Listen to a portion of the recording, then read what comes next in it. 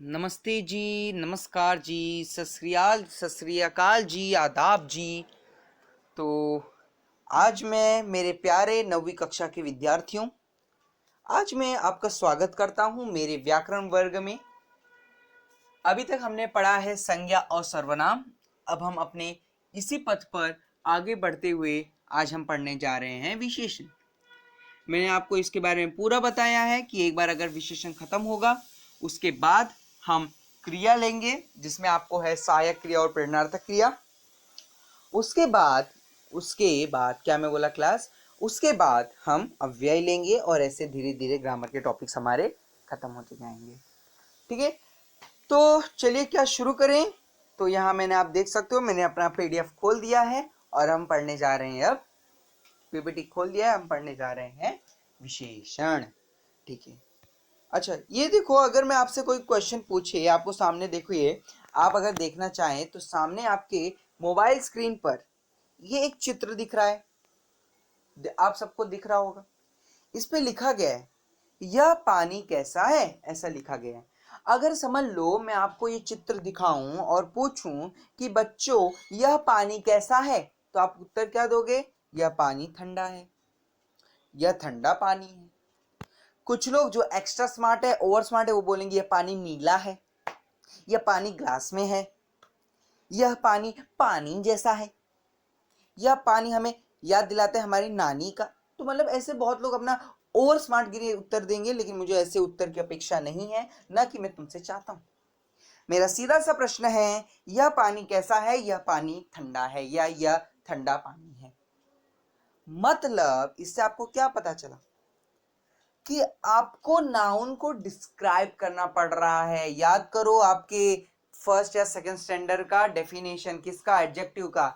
Adjective is a describing word. आप adjective का use कहाँ करते हो? जब आपको नाउन को, प्रोनाउन को डिस्क्राइब करना रहता है, तब आप एडजेक्टिव का यूज करते हो। इसी का मैं भाषा रूपांतरण करूं हिंदी में, तो जब आपको किसी संज्ञा, किसी सर्वनाम को प्रदर्शित करना रहता है, किसी के बारे में उसकी और ज्यादा उसकी और ज्यादा आपको इंफॉर्मेशन देना रहता है, ठीक है, तब आप किसका यूज करते हो? विशेषण का यूज करते हो।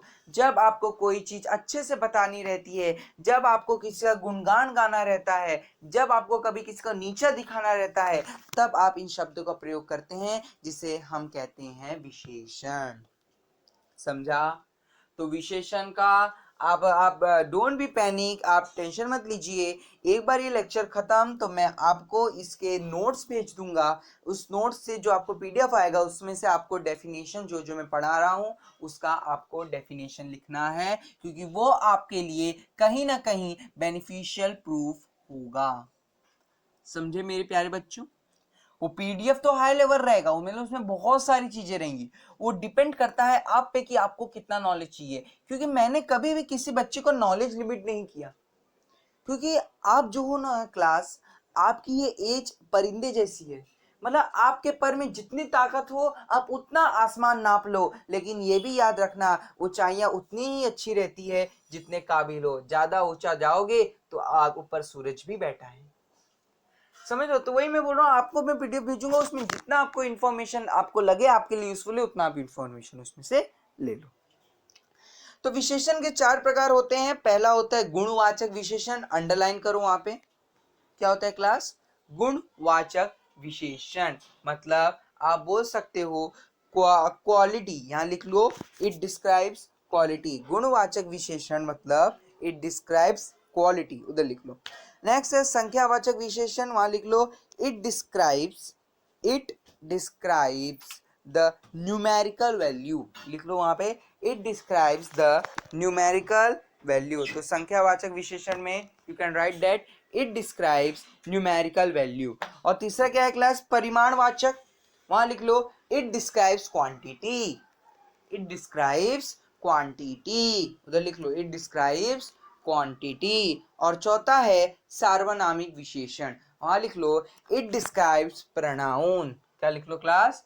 इट डिस्क्राइब्स प्रोनाउन, लिख लो। तो आई रिपीट, विशेषण चार प्रकार के होते हैं। पहला होता है गुणवाचक विशेषण, इट डिस्क्राइब्स क्वालिटी। दूसरा होता है संख्यावाचक विशेषण, इट डिस्क्राइब्स न्यूमेरिकल वैल्यू। तीसरा होता है परिमाणवाचक, परिमाणवाचक क्या करता है क्लास, परिमाणवाचक इट डिस्क्राइब्स क्वांटिटी। और चौथा होता है सार्वनामिक विशेषण, इट डिस्क्राइब्स प्रोनाउन। समझा आप लोग को? पक्का? आगे बढ़ते हैं। तो पहली बात करते हैं हम किसका क्लास, गुणवाचक विशेषण का। पहला हम किसका बात कर रहे हैं, गुणवाचक विशेषण का। तो चलो देखते हैं। रंग, गुण, रूप, आकार, दशा, काल, स्थान आदि का बोध कराने वाले विशेषणों को गुणवाचक विशेषण कहते हैं। चलो लेट्स सी वन टाइम। रंग मतलब कलर, गुण मतलब क्वालिटी। लिखते जाओ क्लास, लिखते जाओ यार, मैं तुम लोग कितनी बार बोला हूँ जब मैं पढ़ा रहा हूँ, लिखते जाओ। चलो आपके पास अगर नहीं है, आप समझ लो आपको मैं नोट्स बाद में भेजने वाला हूं, इनका मीनिंग तो लिखते जाओ। रंग मतलब कलर, गुण मतलब क्वालिटी, रूप मतलब क्या होता है क्लास, बोलो बोलो, रूप मतलब ब्यूटी, दशा मतलब अवस्था या फिर आप बोल सकते हो कंडीशन, आकार मतलब शेप, काल मतलब टाइम, स्थान मतलब प्लेस। तो तो ऐसा विशेषण जो हर एक चीज की क्वालिटी बताता हो, हर एक चीज का कंडीशन बताता हो या हर एक चीज के बारे में बताता हो, उसे हम गुणवाचक विशेषण कहते हैं। जैसे एग्जांपल देख लो, रंग, रंग के सफेद फूल दिया है।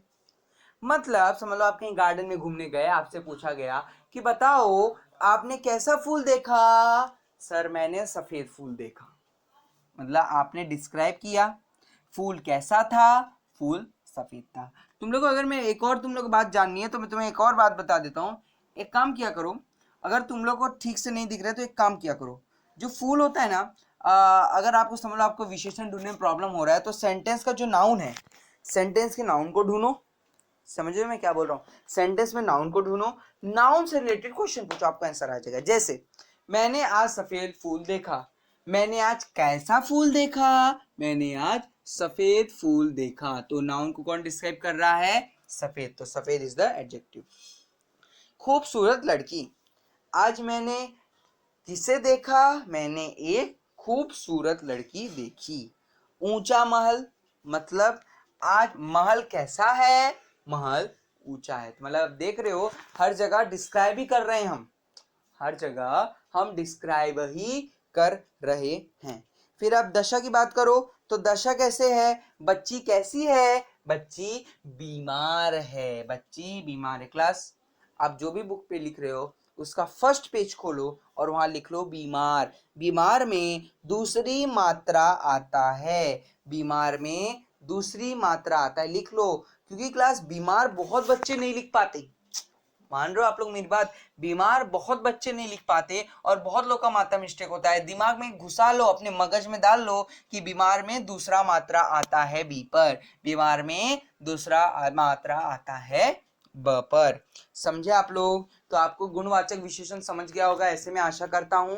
आपको तो मात्रा वगैरह लिखना आता है। तो जैसे अगर मैं आपको बोलता हूं कि राम श्याम से सुंदर है, राम श्याम से सुंदर है। अब आप देखोगे कि अगर बहुत बच्चे का आइडिया क्या, लोग क्या चालाकी लगाते हैं, अरे सर क्या बोल रहे हैं, छोड़ो, सर के बात पे क्या ध्यान देगा, अपने को आता है। गुणवाचक विशेषण क्या होता है, जो भी नाउन दिखता है उसके पहले जो शब्द होता है वो गुणवाचक विशेषण होता है। लेकिन अगर एग्जाम पे ऐसा क्वेश्चन आ गया तो क्या, राम श्याम से सुंदर है, तब आप क्या करोगे?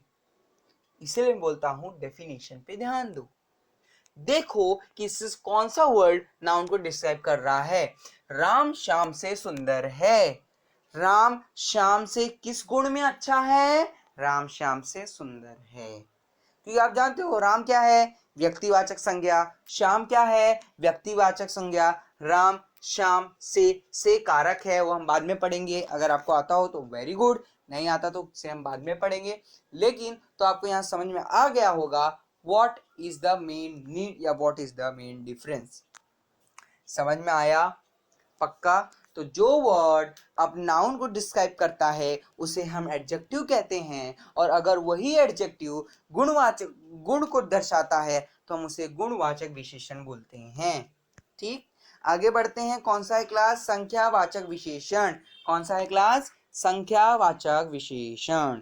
अब देखो, संख्यावाचक विशेषण की बात करो तो वस्तु की संख्या, क्रम, आवृत्ति और समूह का बोध करने वाला विशेषण संख्यावाचक विशेषण कहलाता है। समझ में आया? पक्का? क्या बोल रहा है? वस्तु की संख्या, वस्तु की संख्या मतलब ऑब्जेक्ट का नंबर, नंबर ऑफ ऑब्जेक्ट्स। क्रम मतलब सीक्वेंस ऑफ ऑब्जेक्ट्स। आवृत्ति, समझो, आवृत्ति और समूह मतलब कितना है, उन सबका जो बोध, उन सबके बारे में बताने वाला, उसे हम संख्यावाचक विशेष कहते हैं। बस एक एग्जांपल आपको देता हूं। संख्या मतलब क्या होता है, आप ही मुझे बताओ। नहीं, आप ही मुझे बताओ, संख्या मतलब होता क्या है? संख्या मतलब होता है नंबर। अब सर क्या सर, आपको इतना भी नहीं पता? संख्या मतलब होता है नंबर। तो सेम संख्यावाचक विशेषण मतलब ऐसा एडजेक्टिव जो नंबर से डील करे। फॉर एग्जाम्पल, यह कितने केले हैं? आपसे कोई पूछा, यहां देखो स्क्रीन पर, यह कितने केले हैं? आपको स्क्रीन पे ऐसे दे दिया, आपको वर्ड आएगा ऐसे, यह कितने केले हैं? आप आंसर क्या दोगे? यह 3 केले हैं। समझे कि नहीं क्लास? ऐसा एग्जाम्पल आएगा। तो मैं आपको यही बताना चाहता हूं कि यहाँ 3 केले हैं, तो आपको लिखना पड़ेगा कि, फॉर एग्जाम्पल मैं आपको एग्जाम्पल देता हूं कि मेरे वर्ग में 20 बच्चे पढ़ते हैं। फॉर एग्जाम्पल मैंने ऐसे बोल, तो आपको प्रश्न आएगा कि दिए गए वाक्य में विशेषण पहचानो।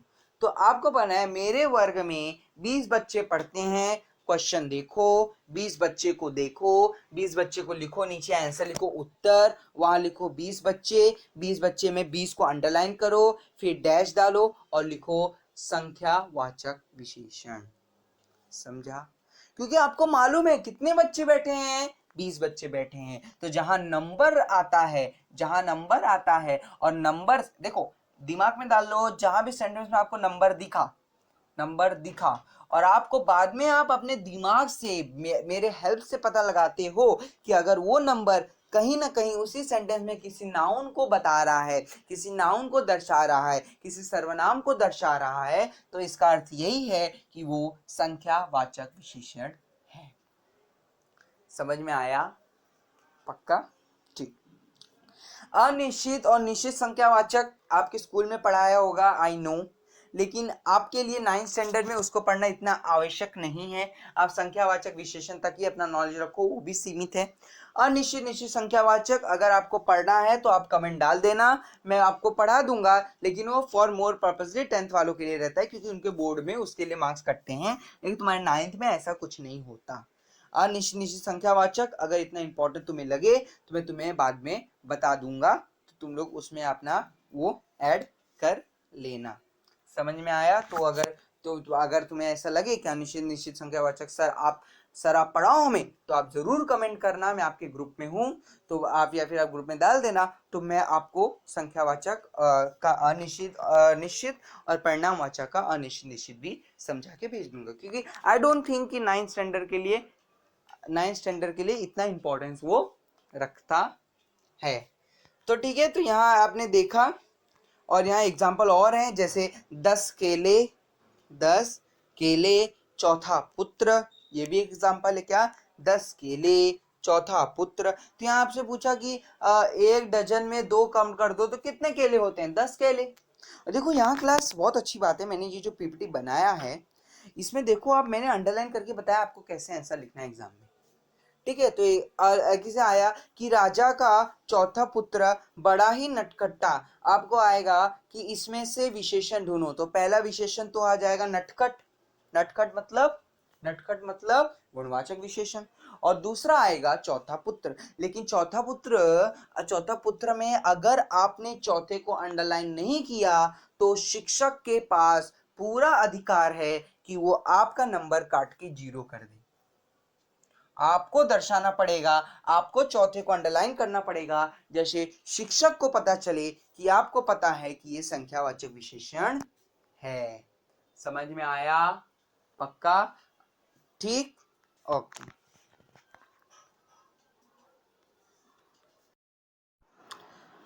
तो मित्रों यहाँ देखिए, जी बिल्कुल यहाँ देखिए, तो यहाँ अगर जो पूछा जा रहा है कि आपसे सामने एक प्रश्न दिया गया है कि ये चाय कितना है, कितने हैं, तो ठीक है, तो अगर आप सामने एक कप दिख रहा है कि उसमें दिख रहा है कि आपसे पूछा जा रहा है कि यह चाय कितना है, तो आप लिखते हो यह थोड़ा चाय है।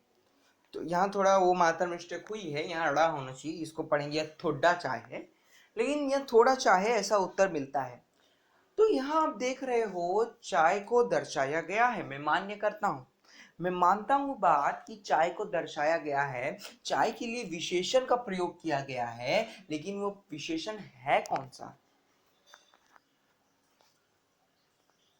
जी मित्रों, वो विशेषण है कौन सा? वो विशेषण है थोड़ा। वो विशेषण क्या है क्लास? थोड़ा। तो इसी से हम आते हैं हमारे नेक्स्ट पार्ट, जिसे हम बोलते हैं परिमाण वाचक विशेषण, जो हमारे विशेषण विषय का तीसरा भेद है, जिसको हम बोलते हैं परिमाण वाचक विशेषण मित्रों। तो अगर मैं परिमाण वाचक विशेषण की बात करूं मित्रों, तो वस्तुओं के माप तौल नाप वजन आदि का बोध करने वाला विशेषण को परिमाण वाचक विशेषण कहते हैं। समझ में आया?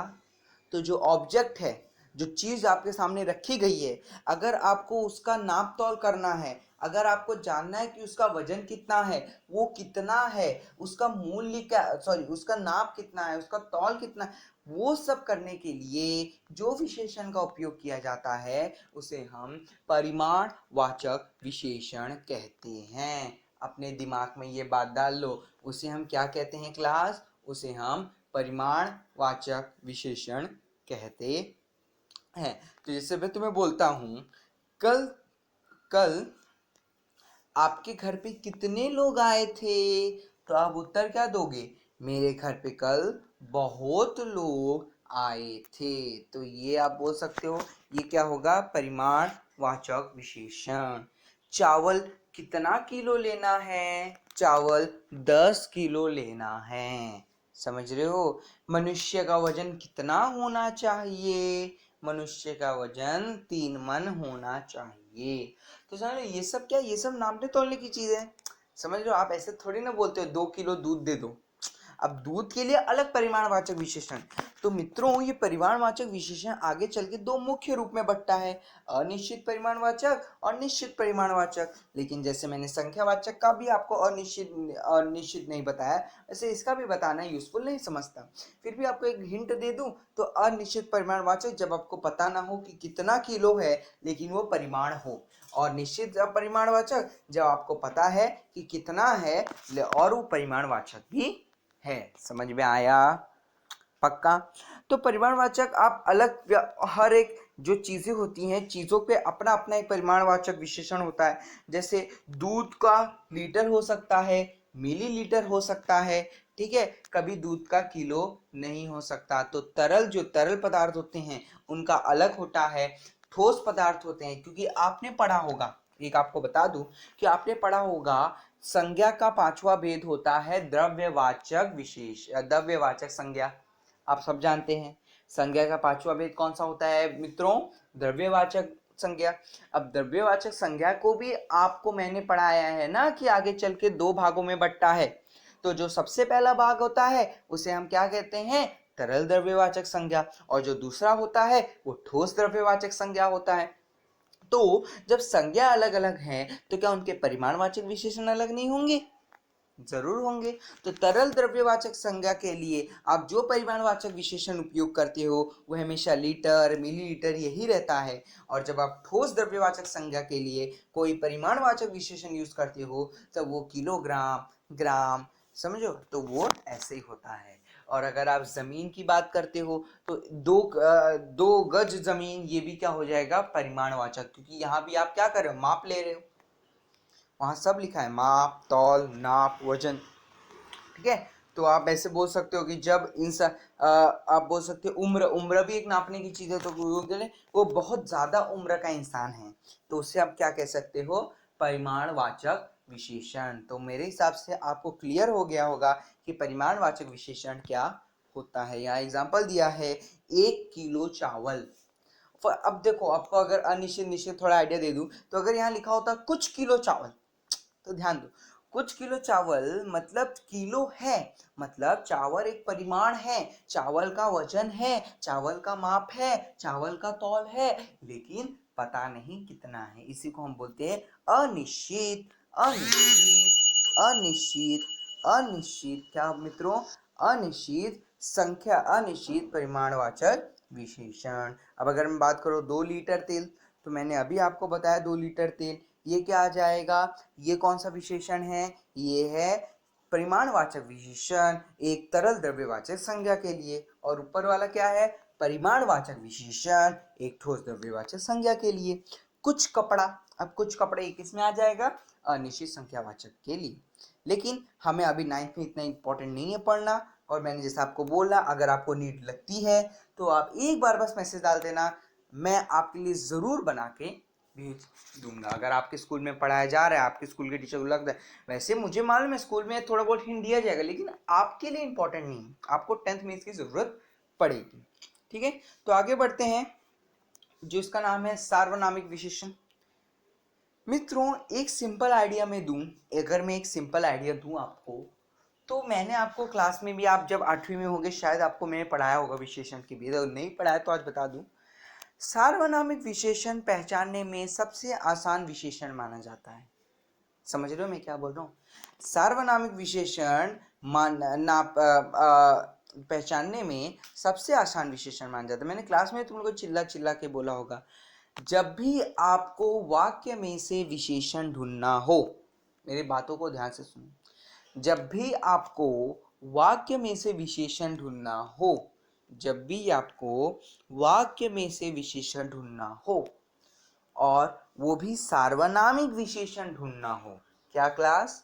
बोलो मेरे साथ, जब आपको वाक्य में से विशेषण ढूंढना हो और वो भी सार्वनामिक विशेषण ढूंढना हो, तो उस वाक्य में सर्वनाम के पहले, उस वाक्य में पहले सर्वनाम ढूंढो, उस वाक्य में पहले सर्वनाम ढूंढो, उस वाक्य में पहले सर्वनाम ढूंढो।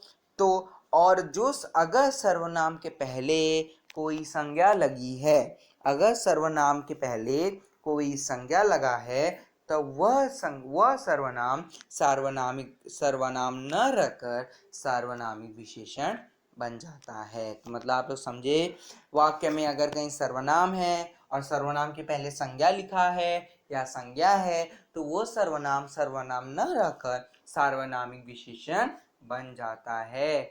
जैसे हेतल वह गमला सुंदर है। आप समझ रहे हो? अब आपको ऐसे स्टेटमेंट आएगा एग्जाम में, कि आएगा कि विशेषण पहचानो और दिया रहेगा हेतल वह गमला सुंदर है, तो आप तो अति शाणे लोग, आप लोग क्या करोगे? सुंदर डैश गुणवाचक विशेषण।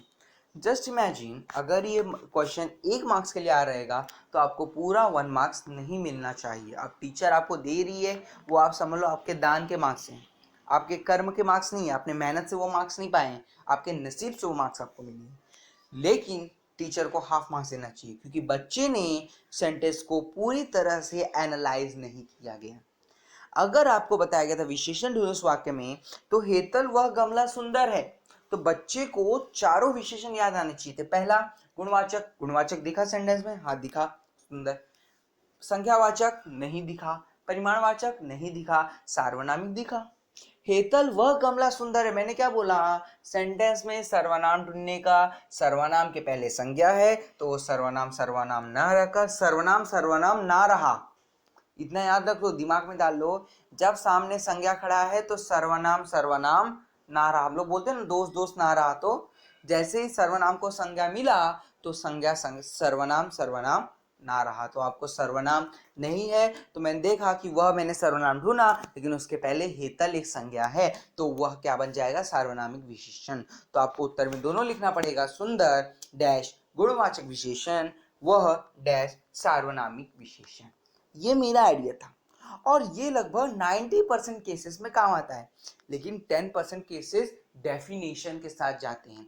देखिए हमेशा क्वेश्चंस ऐसे ही बनते हैं, इसलिए मैं रिफर करता हूँ स्टूडेंट्स को बताने की मेरा टेक्निक यूज करो, वो बेटर रहेगा।